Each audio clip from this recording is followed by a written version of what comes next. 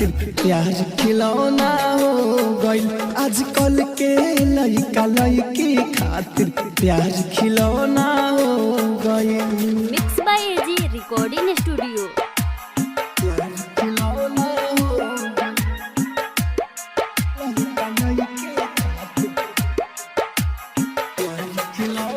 DJ Kanchan Raj Hajipur Vaishali.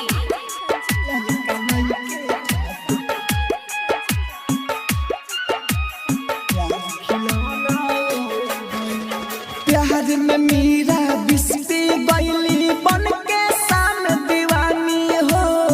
चुमा चाटी से शुरू अब होता प्रेम कहानी हो।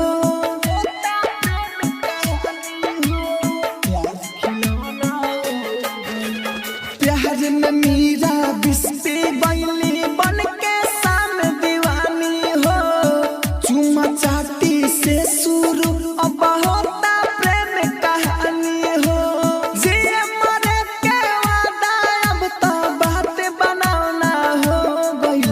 आजकल के लइका लइकी खातिर प्यार खिलौना हो गइल।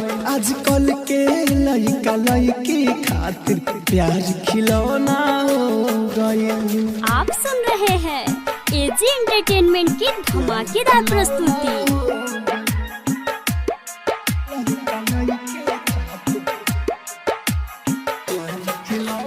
डीजे कंचन राज हाजीपुर वैशाली।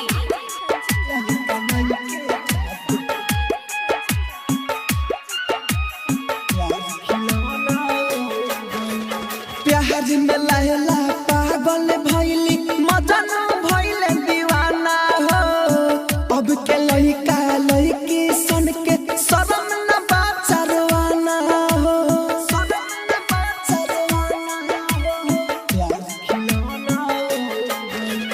प्यार में लहला पागल भइली मजनू भइले दीवाना हो। अब के लइका लइकी सन के शरम न बाचरवाना हो। कृष्ण बसंत राहुल राजधानी मन भुलावना हो गइल। आजकल के लइका लइकी खातिर प्यार खिलौना हो गइल।